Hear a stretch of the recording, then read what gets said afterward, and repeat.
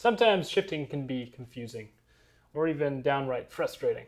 Hello, my fellow instrumentalists. This is going to be a 9-part video series breaking down exactly how it is I go about shifting. We're going to call it the mechanics of shifting.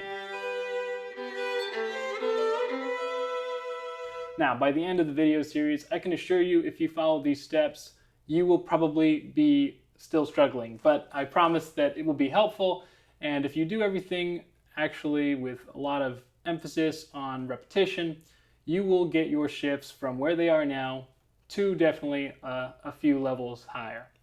I can't promise perfection, but I can promise progress, and that's all we can ever do when we practice.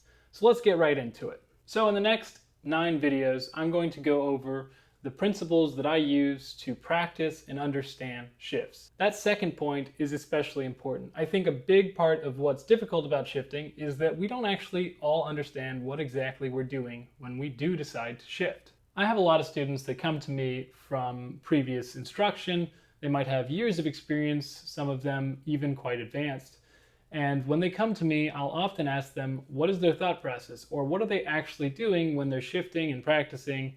And so often, or more often than not, maybe even always, they won't have a clear answer, or they'll actually not have any idea what they're doing. So I'm making this video series primarily for them, but also for anyone else interested, with the goal of explaining exactly what it is we can do to make our shifts a consistently good product. So this video is an introduction to the series, and before we get into all the nitty-gritty, let's define and understand what shifting actually is.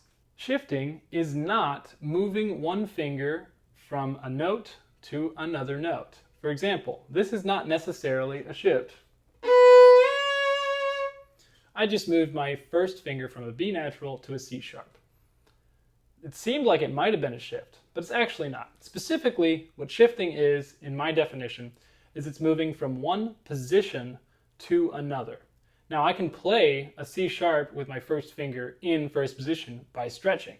So even though I placed my first finger to a C sharp, it didn't necessarily mean that I shift by that definition. Now, what's interesting about this definition is that because of it, all of our shifts that are on the same string in the same key from position to position are going to be identical regardless of the combination of fingers. For example, if I shift from first position in G major on the A string to third position in G major on the A string, it doesn't matter if I use second finger to first finger to second finger, third finger to first finger, it's always going to be the same shift, because what's shifting is the position and the hand, not necessarily the fingers. The fingers are secondary. Now, by the end of this series, if you follow each of the videos, you will have a system for not only defining and understanding each shift in your practice, but you will have a method for practicing them. So let's break down what the videos will be about. The very first video after this one will be about hand frame. If that's not a familiar concept to you,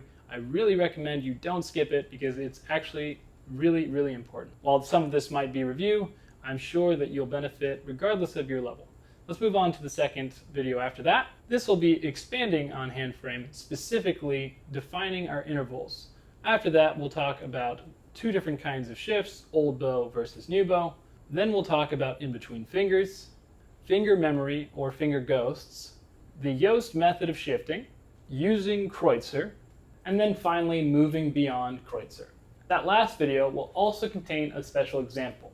Throughout this series, I encourage you to comment below if there's a specific passage in a piece of music that you find particularly interesting or difficult that you'd like me to use this approach to practice, learn, and present.